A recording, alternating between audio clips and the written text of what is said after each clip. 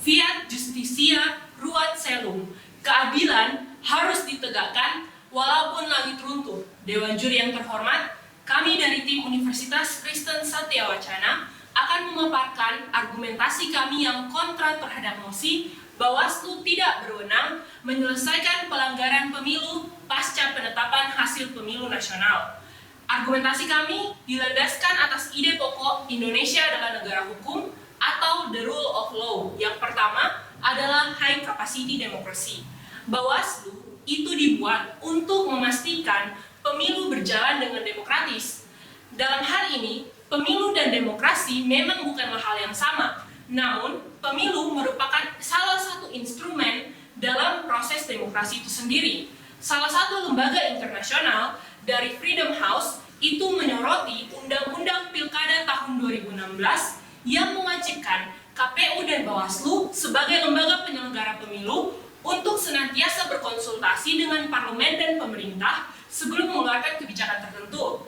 Kami menganggap hal ini tuh mengurangi independensi dari lembaga penyelenggara pemilu, sehingga hingga saat ini Indonesia masih merupakan negara demokrasi dengan kapasitas yang rendah. Untuk itu, dalam rangka mewujudkan high capacity demokrasi, kami percaya peran Bawaslu itu harus dimaksimalkan, sehingga high capacity demokrasi mampu dicapai sebagai bagian dari Indonesia yang merupakan negara hukum yang demokrasi. Selanjutnya akan dipaparkan oleh rekan saya. Argumentasi kedua adalah apakah Bawaslu menyimpang dari asas konstitusionalisme yang diterapkan di dalam Undang-Undang Pemilu. Asas ini mengharuskan pembatasan terhadap kekuasaan agar tidak terjadi kesewenangan dari satu atau beberapa lembaga negara. Menurut pasal 93, junto pasal 461 Undang-Undang Pemilu, Bawaslu diberi tugas untuk menyelesaikan seluruh pelanggaran yang menjadi kewenangannya. Oleh karena itu, kami berpendapat bahwa Bawaslu selama menyelesaikan pelanggaran yang tidak menyimpang dari kekuasaannya atau tidak menyimpang dari kewenangannya, itu dianggap tidak melanggar asas konstitusionalisme yang ada di dalam Undang-Undang Pemilu. Argumentasi ketiga adalah perlindungan hak politik. Perlindungan hak politik ini merupakan kewajiban dari negara untuk memenuhinya, yang dimana terdapat di dalam artikel 25 SCCPA dan di dalam pasal 28D ayat 3 Undang-Undang Dasar 1945. Oleh karena itu, di dalam konteks pemilu, perlindungan hak politik dapat melalui penyelenggara pemilu, salah satunya adalah Bawaslu.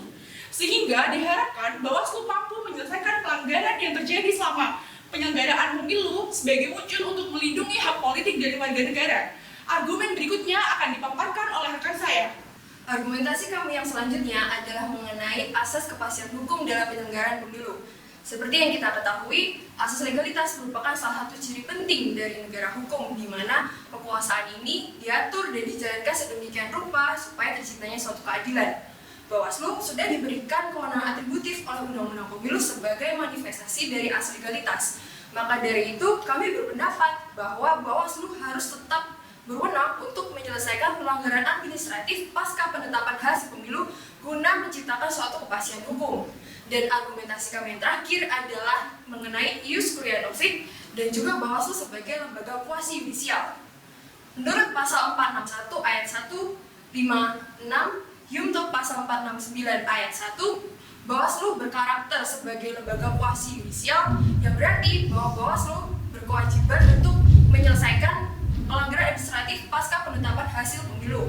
Sebagai lembaga kuasi yudisial, maka berlaku pula asas ius curiae nocet, yang berarti Bawaslu secara yuridis berkewajiban untuk menyelesaikan pelanggaran administratif pasca penetapan hasil pemilu guna menghadirkan suatu keadilan. Berdasarkan 5 argumentasi tadi, kami menolak mosi Bawaslu tidak berwenang menyelesaikan pelanggaran pemilu pasca penetapan hasil pemilu nasional. Sekian, terima kasih.